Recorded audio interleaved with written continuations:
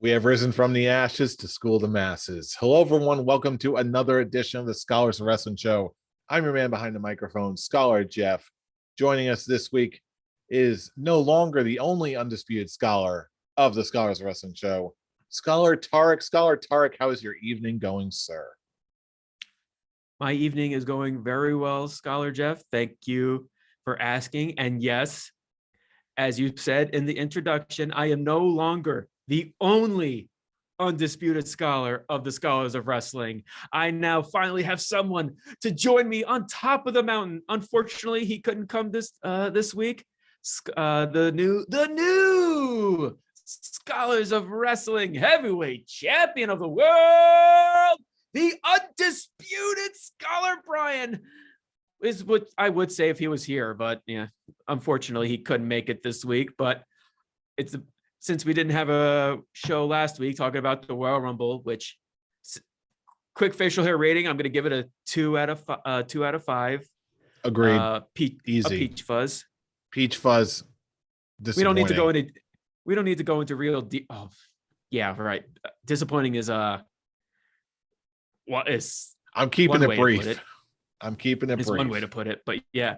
But finally, Scholar Brian is able to win the Royal Rumble game and finally join me on the ranks of the undisputed scholars. Now I can say it in plural, and it feels amazing. I'm so happy for my Scholars tag team partner. Congratulations, Brian. When you come back, we are going to celebrate like there's no tomorrow, which is more showing how much we are actually the best of Scholars of Wrestling. Are you done? Never. I'm never done. I was going to say this. If you're not done, then this show is going to take an extra 2 hours. So in the interest of time and brevity and not losing our viewer count on YouTube, let's skip on down to the rest of the show proper and get to the biggest news of the week in a little segment we like to call Backstage News. Indeed, we shall go ahead and peek behind that curtain and realize, this really is the only real talking point that come out of this week. And that's perfectly all right. In this segment, we like to call Backstage News. Echo. I thought I was the one who was supposed to kick it off. Meh. Echo.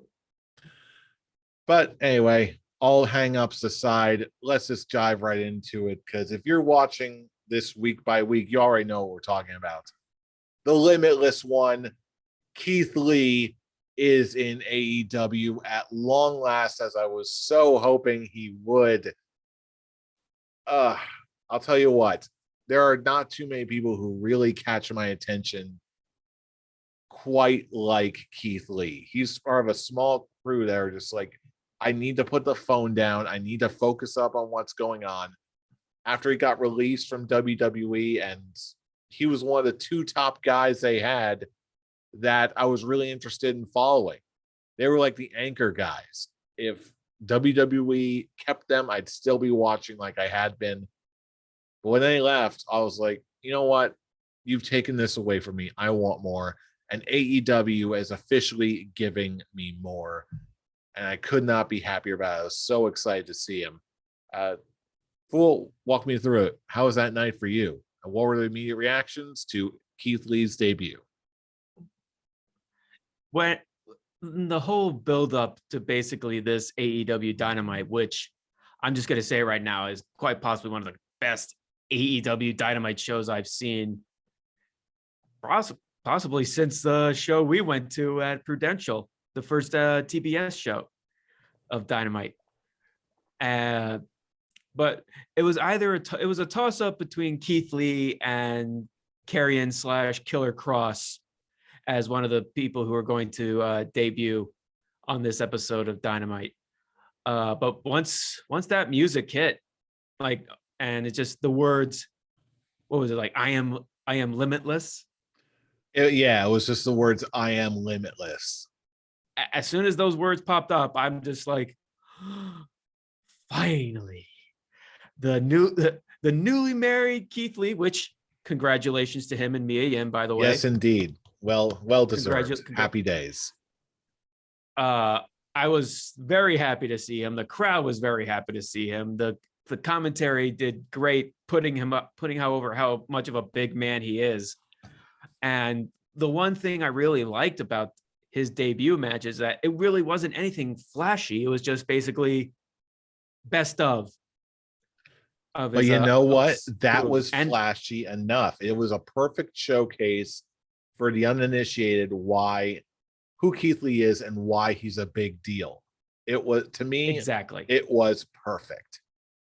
It really was. Everything about it was perfect. And I'm glad it wasn't really a full-on squash match. It just showed that oh god, I'm blanking out on who he faced. Isaiah Cassidy. Isaiah Cassidy, thank you.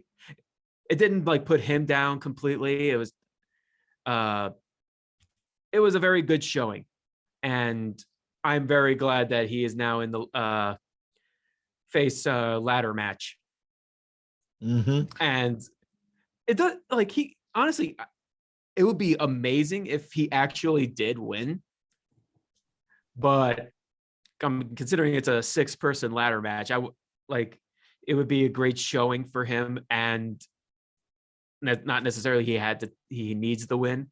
He doesn't like he could do whatever he wants right now. The sky's the limit for the limitless Keith Lee. Although I will say, since you brought up the idea of him possibly winning the ladder match at Revolution, I've got to wonder. You say he doesn't need to win it. I am inclined to say that if he does win it, I would imagine that he just takes the TNT championship right then and there and hangs on to it for a good long while. But if he doesn't, I would imagine that he must be at least near the top of the card if he doesn't immediately go to in the title picture at that time. What do you think? Oh, he's in the main title picture. Don't rush it. Don't rush these things. Don't, because if anything, he probably wouldn't be like oh, no matter who the champion is at the time. I mean, now they're hinting at Adam Page versus Adam Cole, baby. Which, to be fair, the idea of Adam Cole versus Keith Lee again now in AEW. I like You're it. thinking I like about it. it, aren't you? Oh, trust me, I thought about it. The second they had Adam Cole show up after Adam Page versus Lance Archer, which again was an awesome death match, by the way. I'm just like, that's just a great AEW heavyweight championship match in the future. And again, I would just say you don't necessarily need to rush it. I would love to see him be like one of the people who just wins the TNT championship on his first go, and then just possibly be the longest reigning TNT champion. Basically, just keep building up his stats in AEW. Don't just automatically throw him in. I mean, unfortunately, there were like some people I saw that aren't exactly like thinking, oh yeah, Keith Lee's in AEW. Okay. And the man is not a needle mover or anything like that. And my response is, well, he was a needle mover in the independent scene. He was a needle mover when he was in NXT. He could definitely be a needle mover on this main stage that is going to present him correctly, unlike what they did in WWE, which is just another one of the main problems of WWE, that WWE feels like they need to repackage him with one thing, Bearcat Keith Lee, and just basically present him or book him as the traditional heel or monster heel that really all he does is just throw people and knock people over, and that's it. That's WWE's monster heel booking. And it's been that way for like 20 years. And they were planning on continuing that way, that type of frame of mind booking with Keith Lee. They didn't care how agile the man really is for his size. He's a man, can move. And the idea of just basically like, let's take basically all the good things about him, his ability in the ring, his abilities on the mic, his ability to make memeable gifs.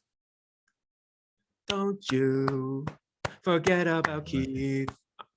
The second that his debut, that's all I was thinking about was just the people at Cultaholic just going, "Don't you forget." And Ross Fidel even tweeted that in response to Keith Lee's debut, which made me happy.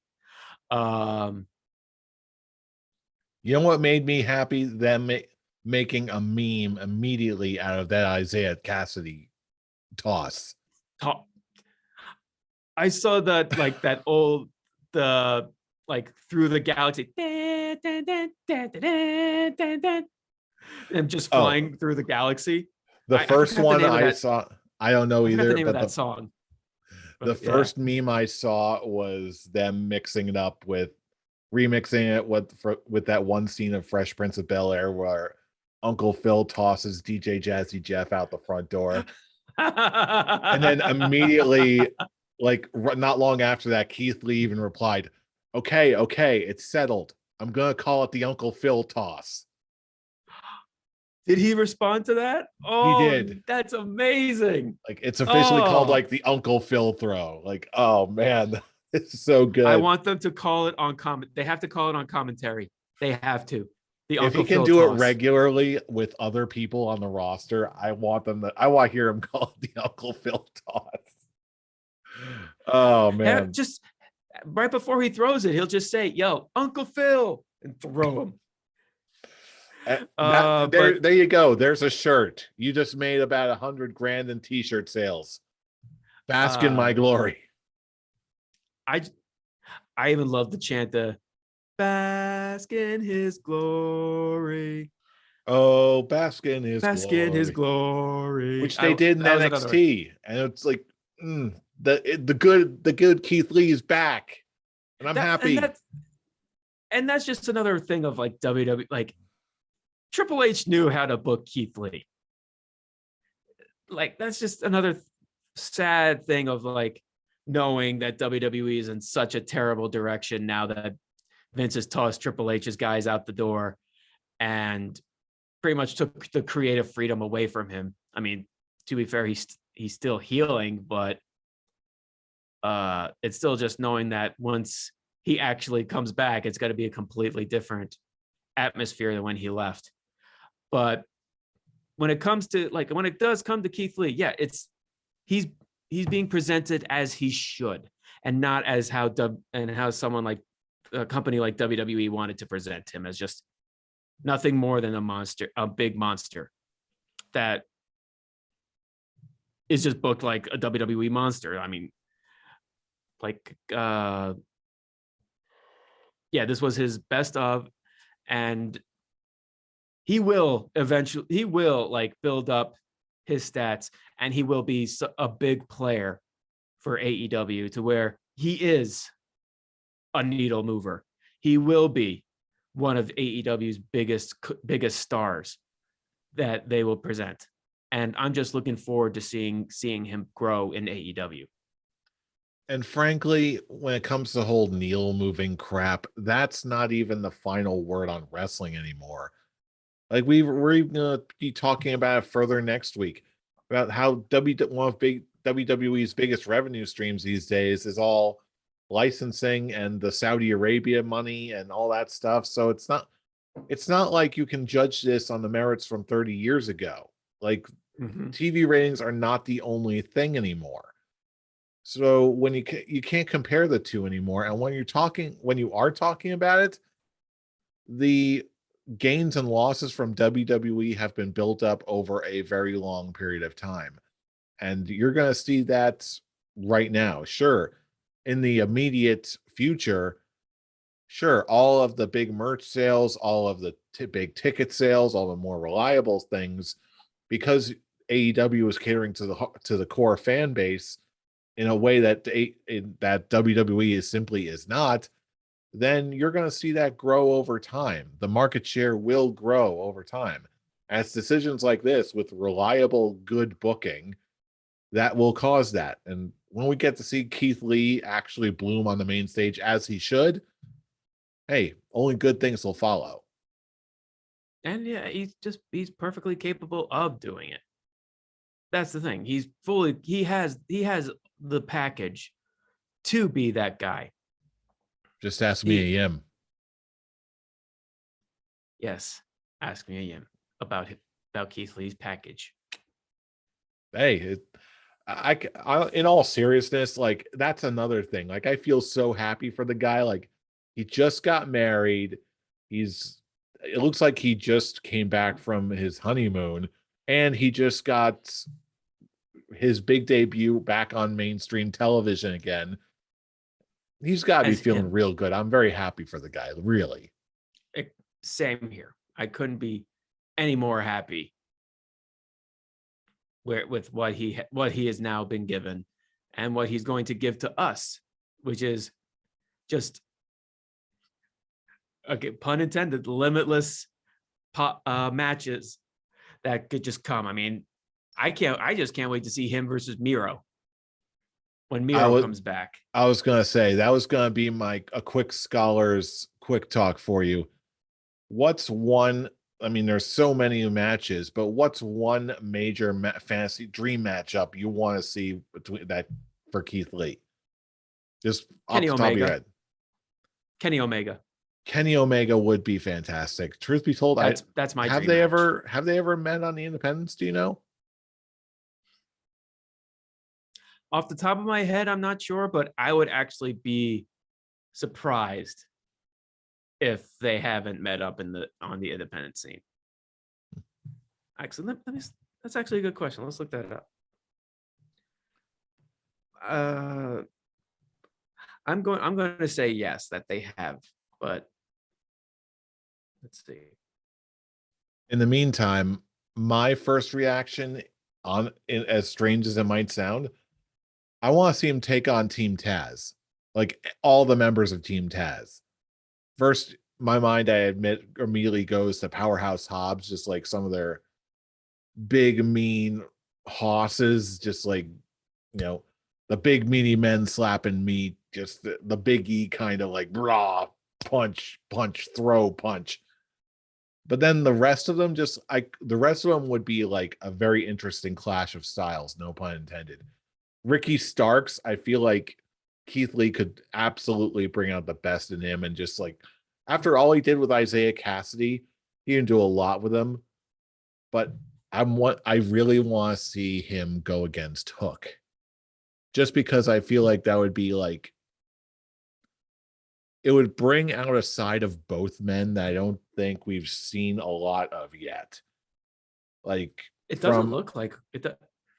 It doesn't look like he they hasn't. have. No, All right, there you go. Not that I'm looking up. So that's a dream match that I would love to see. There's so many great matches on the horizon, but I'd be remiss if I didn't mention this too. That wasn't the only debut we got on AEW TV yet either, because we also got Jay White. And I'm like, you know what? With all this talk about the Forbidden Door, like there's only one person it possibly could be at this point. It's got to be Jay White. And even after the fact, Tony Khan even said like, "Oh yeah, I totally screwed up what people were talking about when I meant the Forbidden Door." So I'm like, I had to call up Jay White really quick. I'm like, "Hey, buddy." I actually remember reading that and just literally laughing out loud. Just like, well, it's nice to know he wants to be consistent with his announcements. So he's got to like make this such a last minute thing. Like, can you come tonight? And just the idea and the history with Jay White and like with the Young Bucks and Kenny Omega back in the Bullet Club. Bullet Club day. I don't know why I've been blanking out with names. It I'm terrible happens. with names. Just the book. There's so much history there, and for there's like so much history for the inevitable Kenny Omega versus Adam Cole, and there's just so many different layers to things that we can look forward to when it comes to just future storylines in AEW. Okay, that being said, here's my next scholar's quick scholars You got quick that. talk. I got this. Who are some dream matches in AEW for the Switchblade Jay White? Are we going to see him versus Adam Cole, him versus Kenny Omega, or are we going to possibly see someone else?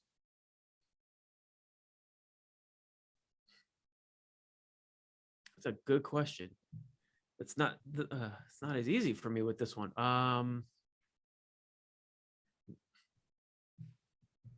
Maybe Jay White versus Malachi Black is a one I would like to see. Ooh. That could be wonderful. Although right Or now I feel like because Jay White has not had quite the exposure in the American markets as Keith Lee has, I feel like Mhm, he would need to be paired with somebody who can really make him shine. Someone who's got mhm. good chemistry with and who can really show off what makes him so good. And right now, I feel like the obvious choice would probably be Adam Cole. That's fair. Yeah. Because how many people else really have a workable history with Jay White? Yeah, It would have to be someone that's a with, fair argument. I feel like it would have to be someone with a lot of experience touring New Japan. And right now, the only other name that comes to mind immediately is Kenny Omega. But I feel like not only is he still nursing some injuries, even if he was healthy, I feel like that I feel like that would be the next step for him and not the starting point for Jay White, if that makes sense. Yeah, I get that. But just you'd think this one would be would be an easy choice too, but no, this one I have to think about it and just maybe keep in line with like people who Adam Cole's been facing since he came in AEW. Maybe JY versus Orange Cassidy would be a fun one to see. Hmm. It certainly It's would just a seem to be a pretty big clash of styles. it would be a very unique one. But Hmm. Interesting. yeah, Adam Cole and Omega would be a good way to help him display what he's capable of. Yeah. Yeah. But then again, I feel like that's part of what's going well with AEW right now. Because like Hmm. even if you're not in the main event title picture or something like that, whatever you are and whatever storyline or feud you're in or whatever belt you're chasing, it all matters. Like that's why it's stuff like the TNT championships aren't, I guess you could technically call them a mid-card title, but they're still always treated as a major deal. Same thing with Oh, the AEW tag titles. Like when during the last match that we saw live, I don't think did anyone really expect Jungle Boy and Luchasaurus to win the tag titles, but not at no one all. can say they aren't deserving of them. And the match itself was awesome, except for Oh, obviously the broken arm. But well, accidents happen. more like just arm popping out of socket more than breaking. Yeah, I'm glad I didn't see that. But hey, I'm just glad Ray Phoenix is getting patched up and is on the way back to recovery, And we're potentially getting a Dark Penta. So which I'm totally here for. By the way, like I don't know anyone my first who's not into it. exposure Yeah. to Pentagon was his version of the version of him in Lucha Underground, which was Hmm. such a badass. And I actually totally forgot about this. Someone dug up footage from Lucha Underground where he actually fought Kairi Sane. and was actually really badass. Who knows what greatness could happen. You really said it best. It doesn't matter if you're in the title picture or you're just in a lower card feud. Everything that AEW presents matters, and they want you to be invested in these storylines, no matter how important they are. Where again in WWE's case, it's, and I guess we could just throw this back on how we felt with the Royal Rumble, how it was how the Royal Rumble was the perfect example on what's wrong with their product. They have all this great talent that can put on phenomenal matches. But in the long run, what does it matter when wins and losses don't matter? And the only storyline that actually has any investment in with the higher ups is something to do with Roman Reigns, Brock Lesnar, Charlotte Flair, and Ronda Rousey. The fact that, like, knowing in the past, WWE would have the WrestleMania card ready, finalized, set in stone, so they could build towards it by Survivor Series. And that's not the case now. The only matches that are set in stone are the two matches that were already announced. And they're still trying to figure out what to have on the rest of the card when the show is only just under 2 months away. Just about. Yeah.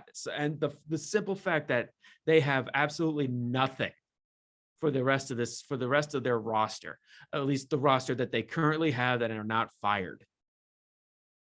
Yeah, that was one thing that really jumped out to me.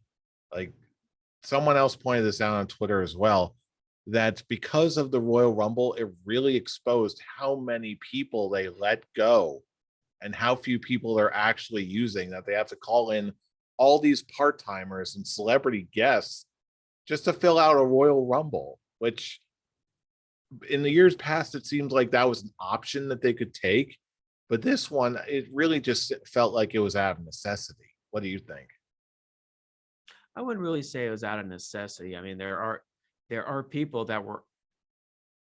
plenty of people that they still have that they're choosing not to use. I mean, shit, Cesaro wasn't even in the Rumble. Ali, even though he's still doing his best to try and get out of this company, was not in the Rumble. So apparently they asked them. God. Again, I'm terrible with names. Who's tagging with Ali recent before they broke up? Mansoor. And they had the feud. Mansoor. He wasn't in the Rumble. He's not in the Rumble. Like I said, there are names. Granted, I'm terrible at R-Truth wasn't in the Rumble. Kira Tozawa wasn't in the Rumble. They have the names. Granted, it would have been more comedy thing than anything, but it's still the fact that they had names and they're just leaving them on the hay side. I don't mind Johnny Knoxville showing up in the Rumble. Neither did I. I really didn't. I mean, if anything, if they want to keep this going, Johnny Knoxville versus Sami Zayn may be a fun celebrity match at WrestleMania, which I'm okay with. I'm okay with it too. It's fun that the first WrestleMania had celebrity matches. So this is perfectly fine. And Johnny Knoxville is being, and his movie's doing very well, which I actually want to see. I want to see Jackass Forever. I'm off and on about it, but hey, I've seen all the other ones. It's good. So I've seen all the other ones, so might as well just keep that going. And I've heard great things about it. For people who are a fan of Jackass, or who at least grew up with it, which I did. So, but yeah, that'll be a fun celebrity match to go. But I don't even think that match is set. That thing is set in stone. They're just, I don't know. I don't know what is set in stone, and I don't like there is literally no storylines legit being built for any shows because it's not because it's now just more repeat filler. The only thing new that's going on is just the world title picture, and now again, you have plenty of people on this roster to actually, have a WWE championship match at Mania. And it looks like they're just going to waste it with a title versus title with Brock Lesnar and Roman Reigns. Hey, we all know where this is going, and I guarantee you we're going to be talking about that more Like next week during the prediction Right. show for Elimination Chamber in Saudi Arabia. I'm sorry, go ahead. Are they even are they actually considering unifying the belts? I'll tell you what, I sure hope so.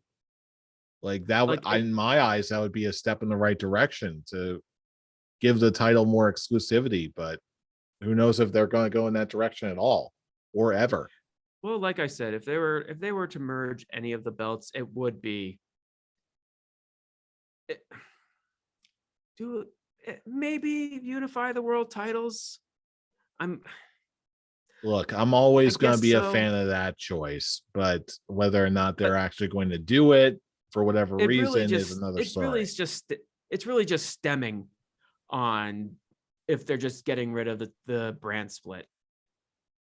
Because if anything, they don't need 2 women's championships and they don't need 2 tag team championships. I've been saying this for a long time. If they were going to merge titles, just merge those 2 or those 4 titles, the 2 tag team titles and the 2 women's titles. Because fuck, we don't need that.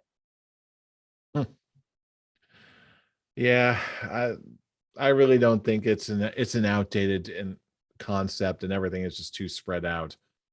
Well, But now it's become more of an obsolete concept because they fired 80 people, including a portion of it was the on screen, which at that time you had so many wrestlers where you could have actually benefited with a brand split. Not anymore. Hell, with the rate AEW is collecting people, it would make more sense if they had a brand split. But that's not going to happen, and I don't want it to happen. I'm just saying they're no just freaking they way. have they have a good number of people on the roster where people are even thinking it's just these new signees are just taken away from people who have been there for years. And my response to that is it's just more names where if let's say people want to take a break and rest their bodies, they have plenty of other people that could be put in that spot to give new stories to the audience. Like Exactly. And that's one thing I love about AEW. It's an ensemble cast. It's not like they've WWE where they've only got 1 or 2 mega stars. it's like it's the 2 stars and the rest are mainly background. Not even characters, they're background. Yeah, That's we could be like here I all said, night talking about how all the ways that WWE is dropping the ball and AEW is picking it up.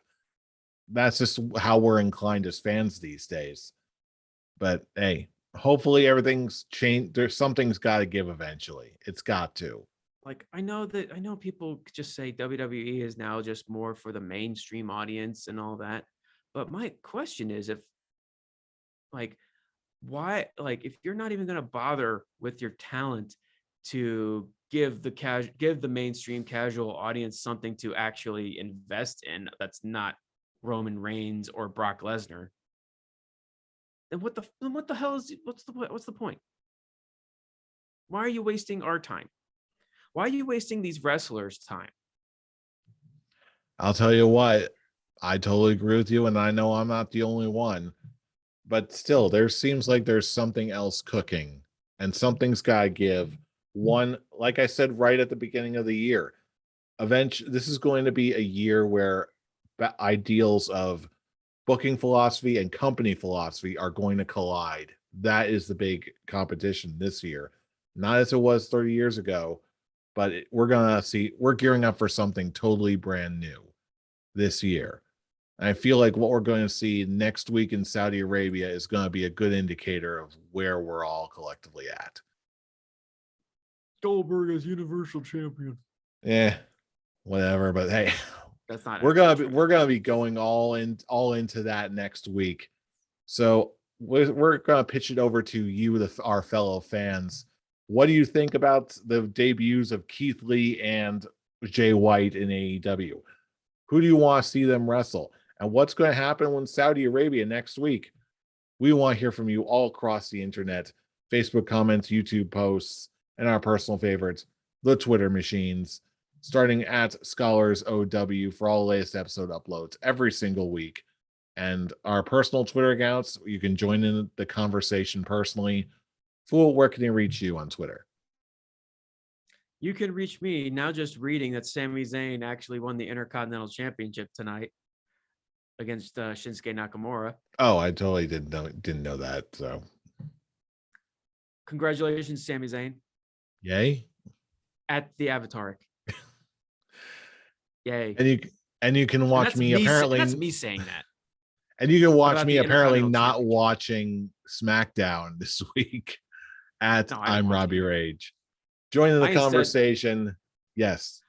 I instead watched Godzilla 1998 over SmackDown. There you go. I'm not joking either. I believe you. I believe legit you. watch. Yeah, I'd rather watch a terrible Roland Emmerich movie, which I still have fun with it, over anything WWE is presenting right now. You can talk. Yeah. I'm Robbie Rage. I actually like the 1998 movie, even though it's not Godzilla. You can feel free to cuss me out all you want. Because, hey, we're not the scholars of cinema. We are the scholars of wrestling. And you have just been schooled. You're welcome. Scholars of cinema. Well, take a look for that podcast on the horizon. But first, see you next week.